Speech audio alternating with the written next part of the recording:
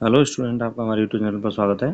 दोस्तों, आज हम एनसीईआरटी हिस्ट्री जो क्लास 12th की जो हिस्ट्री है उसके एक नए चैप्टर के बारे में बात करेंगे, जिसका नाम है राजा, किसान और नगर, आरंभिक राज्य और अर्थव्यवस्थाएं। इस चैप्टर का नाम है राजा, किसान और नगर, आरंभिक राज्य और अर्थव्यवस्थाएं।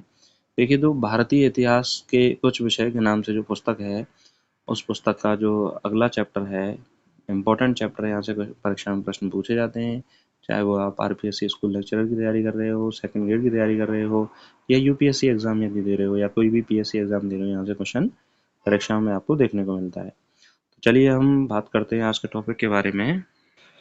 देखिए, सबसे पहला पॉइंट है कि भारतीय अभिलेख विज्ञान में उल्लेखनीय प्रगति 1830 के दशक में ईस्ट इंडिया कंपनी के अधिकारी जेम्स प्रिंसेप द्वारा ब्राह्मी और खरोष्टी लिपि का अर्थ निकाला गया। तो 1830 में एक ईस्ट इंडिया कंपनी का जो अधिकारी था, जेम्स प्रिंसेप, उसने ब्राह्मी और खरोष्टी लिपि का अर्थ निकाला। अगला पॉइंट है कि अभिलेखों व बौद्ध ग्रंथों के अनुसार अशोक सर्वाधिक प्रसिद्ध शासकों में से एक था। तो देखिए, जो भी प्राचीन भारतीय इतिहास के हमें अभिलेख प्राप्त होते हैं, उनके और बौद्ध ग्रंथों के अनुसार उस समय अशोक सर्वाधिक प्रसिद्ध शासक था। चंद्रगुप्त मौर्य वंश का संस्थापक था। मौर्य साम्राज्य भारत का पहला साम्राज्य था। तो एनसीईआरटी में बताया गया है कि मौर्य साम्राज्य भारत का पहला साम्राज्य था और चंद्रगुप्त मौर्य वंश का क्या था? संस्थापक था। नेक्स्ट है, छठी शताब्दी ईसा पूर्व एक महत्वपूर्ण परिवर्तनकारी काल, राज्यों नगरों का विकास, लोहे का बढ़ता प्रयोग, सिक्कों का विकास आदि हुआ। तो छठी शताब्दी ईसा पूर्व में एक परिवर्तनीय काल जो समय था कि भाई लोहे का उस समय बहुत ज़्यादा प्रयोग किया गया, जिससे कि औजार बनाए गए, लड़ने के लिए हथियार बनाए गए, और सिक्कों के प्रयोग से व्यापार की सुविधा को बढ़ावा मिला, जिसके कारण एक परिवर्तनकारी युग हुआ है, साबित हुआ। अगला है, जैन तथा बौद्ध सहित विभिन्न दार्शनिक विचारधाराओं का काल कहा जाता है। तो जैन धर्म और बौद्ध धर्म उस समय विकसित होते हैं और ये अपनी दार्शनिक विचारधाराओं को लोगों में प्रसारित करते हैं और लोगों को यह बातें समझ में भी आती हैं।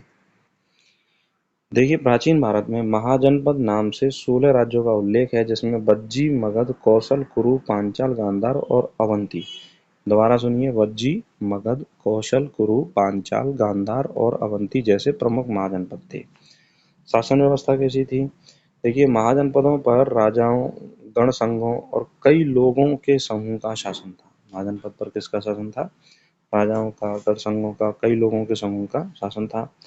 सर्वाधिक शक्तिशाली जो महाजनपद था वो था मगध। मगध सर्वाधिक शक्तिशाली महाजनपद था। उसके कारण थे उपजाऊ भूमि होना, लोहे की खदान होना, नदियों द्वारा यातायात का आगमन और मगध के योग्य शासकों का होना। यहाँ से क्वेश्चन बहुत ज़्यादा पूछा जाता है, इसको आप याद रखिए कि मगध सर्वाधिक शक्तिशाली शासक, मगध जो था महाजनपद था, और उसके कारण थे कि वहाँ की जो भूमि थी वो कैसी थी? उपजाऊ थी। लोहे की खदान होने के कारण इन पर औजारों की संख्या भी ज़्यादा थी। नदियों द्वारा यातायात के आवागमन था और योग्य शासक मगध में शासन करते थे। मौर्य साम्राज्य की जानकारी के मुख्य स्रोत मेगास्थनीज का विवरण, जिसने इंडिका नामक पुस्तक लिखी, कौटिल्य द्वारा रचित अर्थशास्त्र, जैन धर्म, बौद्ध धर्म के पौराणिक ग्रंथ और अभिलेख और सिक्के। अशोक के अभिलेख और स्तंभ इसमें मौर्य जो वंश है उसके बारे में प्रमुख जानकारी हमें प्रदान करते हैं। मौर्य साम्राज्य का प्रशासन 5 प्रमुख राजनीतिक केंद्र या 5 राजधानियों में बटा हुआ था। पाटलिपुत्र और 4 प्रांत थे, तक्षशिला, उज्जैनी, तोसली और सुवर्णगिरी। तो मौर्य साम्राज्य की जो राजधानी थी वो कौन सी थी? पाटलिपुत्र थी, और 4 प्रांत थे, तक्षशिला, उज्जैनी और तोसली और सुवर्णगिरी 4 प्रांत थे। मेगास्थनीज ने बताया है कि मौर्य साम्राज्य में सैनिक गतिविधियों के संचालन हेतु एक समिति और 6 उपसमितियों थीं, जिनका कार्य नौसेना का, यातायात, खान-पान का, पैदल सैनिकों का, अश्वारोहियों का और रथरोहियों का और हाथी संचालन करना होता था। तो सैनिक गतिविधियों के संचालन हेतु एक प्रमुख समिति थी और उसकी सहायता के लिए कितनी समिति थी? 6 उपसमितियां थीं। दक्षिण के राजा और सरदार चोल, चेर और पांड्य, ध्यान दीजिए, चोल, चेर और पांड्य, इनके इतिहास के विषय में जानकारी के प्रमुख स्रोत हैं प्राचीन संगम ग्रंथ। कौन से हैं? प्राचीन संगम ग्रंथ से हमें चोल, चेर और पांड्य के बारे में जानकारी मिलती है। उच्च स्थिति प्राप्त करने के लिए राजाओं द्वारा देवी देवताओं के साथ अपने आप को जोड़ा गया। कुषाण शासकों ने मूर्ति के जरिए स्वयं को देवतुल्य प्रस्तुत किया। तो पूछा जा सकता है कि भाई कौन से शासक ऐसे हैं जिन्होंने मूर्ति के जरिए अपने आप को देवतुल्य प्रस्तुत किया था, तो वो कौन से हैं? कुषाण शासक हैं जिन्होंने मूर्ति के जरिए अपने आप को देवतुल्य प्रस्तुत किया। चौथी शताब्दी ईस्वी में गुप्त साम्राज्य का उदय हुआ।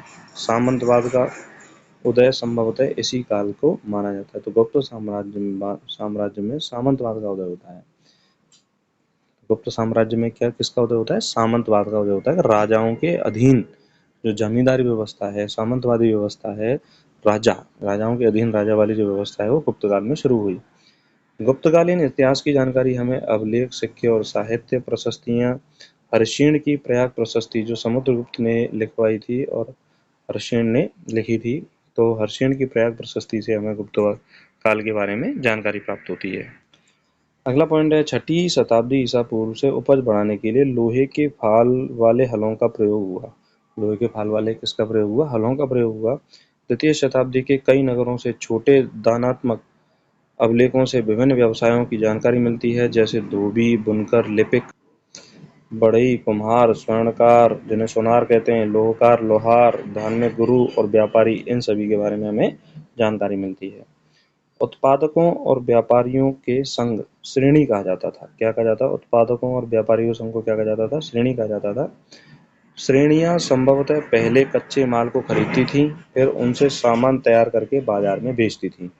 तो मतलब जो व्यापारियों का संघ था, बनियों का जो संघ था, उसे क्या नाम दिया जाता था? श्रेणी कहा जाता था।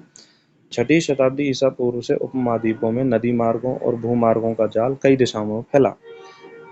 अरब सागर से उत्तर अफ्रीका, पश्चिम एशिया तक, बंगाल की खाड़ी से चीन और दक्षिण पूर्वी एशिया तक यह जो व्यापार का मार्ग है वो फैलता गया। गुप्त काल के अंतिम समय सिक्कों में कमी आर्थिक गिरावट की ओर इशारा करती है। तो जब गुप्त काल का अंतिम समय था तो उस समय ये अनुमान लगाया गया कि भाई गुप्त काल में आर्थिक गिरावट जारी है। अभिलेख साक्ष्य इतिहास के प्रमुख स्रोत हैं। अभिलेख शास्त्रियों द्वारा अभिलेख के अध्ययन से बीते काल की भाषा, राजा का नाम, तिथि, संदेश आदि महत्वपूर्ण जानकारी प्राप्त होती है। नेक्स्ट, प्रस्तर मूर्ति यानी पत्थर की मूर्तियों सहित मौर्यकालीन समस्त पुरातत्व एक अद्भुत कला के प्रमाण थे, जो मौर्य साम्राज्य की पहचान माने जाते थे। कुषाण शासकों ने स्वयं को देवतुल्य प्रस्तुत किया और उन्होंने अपने नाम के आगे देवपुत्र की उपाधि धारण की। किसकी उपाधि धारण की? देवपुत्र की। संभवतः वे चीन के शासकों से प्रेरित थे और स्वयं को स्वर्गपुत्र कहते थे। तो कुषाण शासक अपने आप को क्या कहते थे? स्वर्गपुत्र कहते थे और उन्होंने अपने आप को देवतुल्य प्रस्तुत किया था। साधारण जनता द्वारा राजाओं के बारे में दिए गए विचारों का वर्णन जातक और पंचतंत्र जैसे ग्रंथों में है, और जातक जो कथाएं हैं इनकी भाषा क्या है? पाली थी। क्या थी? पाली। तमिल संगम साहित्य में ग्रामीण समाज में विभिन्नताओं का उल्लेख, वर्गों की यह विभिन्नता भूमि के स्वामित्व, भ्रम और नई प्रौद्योगिकी के उपयोग पर आधारित थी। तो तमिल जो संगम साहित्य है उसमें ग्रामीण समाज की विभिन्नताओं के बारे में बताया गया है। नेक्स्ट है, छठवीं शताब्दी में व्यापार का माध्यम सिक्का। सोने के प्रथम शताब्दी में कुषाण शासकों द्वारा जारी किए गए थे। तो सोने के सिक्के, ये भी इंपॉर्टेंट क्वेश्चन है कि सोने के सिक्के सबसे पहले किसने जारी किए थे? तो कुषाण शासकों ने सबसे पहले जारी किए थे। और कब किए थे? प्रथम शताब्दी में सबसे पहले कुषाण शासकों ने सोने के सिक्के क्या किए थे? जारी किए थे। अगला पॉइंट है, ईसवी के आरंभिक शताब्दियों में अभिलेखों में भूमिदान का उल्लेख। भूमिदान साधारण तौर पर धार्मिक संस्थाओं, ब्राह्मणों को दिए गए थे। तो जब गुप्तकाल आता है तो उस समय भूमिदान का उल्लेख प्राप्त होता है, और भूमिदान जो है वो साधारणतः धार्मिक संस्थाओं जैसे मंदिरों को और ब्राह्मणों को दिए जाते थे। महिलाओं का संपत्ति पर स्वतंत्र अधिकार नहीं था। ये मोस्ट इम्पोर्टेंट है। प्राचीन भारत में महिलाओं से संपत्ति पर बिल्कुल अधिकार नहीं था, किंतु प्रभावती गुप्त भूमि की स्वामी थी। प्रभावती गुप्त क्या थी? भूमि की स्वामी थी। उन्हें भूमि दान भी किया क्योंकि वे संभवतः एक रानी थी। भूमि दान का प्रभाव दुर्बल होता भूमि दान का प्रभाव क्या हुआ? दुर्बल होता राजनीतिक प्रभुत्व। तो देखिए भूमिदान जो किया जा रहा था उस समय, तो इस बात से ये अंदेशा लगाया जा सकता है कि उस समय की जो राजनीति थी, राजनीतिक प्रभुत्व था, वो क्या हो गया था? धीरे धीरे कम हो गया था। अभिलेखिक साक्ष्यों की सीमाएं हल्के ढंग से उत्कीर्ण किए गए शब्दों का पढ़ पाना मुश्किल, समय के साथ इनका हल्का पड़ जाना तथा नष्ट हो जाना, वास्तविक रचना निकाल पाना और लिखने वाले की प्राथमिकताएं किस बात की ओर इशारा करती हैं? तो ये अभिलेख साक्ष्यों की क्या हैं? सीमाएं हैं। चलिए कुछ इंपॉर्टेंट पॉइंटों के बारे में बात कर लेते हैं। हड़प्पा सभ्यता के लगभग 1500 वर्षों के दौरान उपमहाद्वीप के विभिन्न भागों में कई प्रकार के विकास हुए, जैसे ऋग्वेद का लेखन कार्य, कृषक बस्तियों का उदय, अंतिम संस्कार के नए तरीके, नगरों का उदय होता है। ऐतिहासिक स्रोत, अभिलेख, ग्रंथ, सिक्के और चित्र पर आधारित हो गए। अशोक के अभिलेख जो हैं वो ब्राह्मी लिपि और खरोष्ठी लिपि में लिखे गए, तो 2 लिपियों में अशोक के अभिलेख लिखे गए। 6वीं शताब्दी ईसा पूर्व को एक महत्वपूर्ण परिवर्तन काल माना जाता है, क्योंकि इसका राज्यों, नगरों में लोहे का प्रयोग सिक्कों के विकास से जोड़ा गया और इस समय बौद्ध धर्म, जैन धर्म भी विकसित हुए और अन्य दार्शनिक विचारधाराओं का भी क्या हुआ? विकास हुआ। बौद्ध धर्म, जैन धर्मों के ग्रंथों में 16 महाजनपदों का उल्लेख मिलता है और प्रमुख जो महाजनपद थे, भज्जी, मगध, कौशल, कुरु, पांचाल, गांधार और अवंती जैसे जो महाजनपद थे वो प्रमुख महाजनपद थे। तो इनमें महाजनपदों का क्या मिलता है? उल्लेख मिलता है। तो इस तरह से दोस्तों हमने जो चैप्टर है उसको आसानी से और बहुत कम समय में इसको रिवाइज किया। देखिए रिवीजन के तौर पर आप इन चैप्टर को देख सकते हो और बहुत कम समय में आप इनको अच्छे से तैयार करके इनको जा सकते हो। और जो भी स्टूडेंट यूपीएससी की तैयारी कर रहे हैं, चाहे वो लेक्चरर की तैयारी कर रहे हैं, पीजीटी की तैयारी कर रहे हैं, उन सभी के लिए क्लासेस बहुत महत्वपूर्ण है। हिस्ट्री की अन्य क्लासेस को आप ज़रूर देखें और इसी के साथ एनसीईआरटी का अध्ययन भी बहुत ज़्यादा सबके लिए महत्वपूर्ण होता है। आशा करता हूँ कि आपको ये चैप्टर समझ में आया होगा। अगर आपको चैप्टर अच्छा लगा है तो इस चैनल को जरूर सब्सक्राइब करें। आपकी यदि क्वेरी है तो हमें क्वेश्चन करके कमेंट करके ज़रूर बताएं कि भाई ये क्वेश्चन है, आप हमें समाधान करें, तो हम उसको समाधान करने का पूरा प्रयास करेंगे। नमस्कार, धन्यवाद।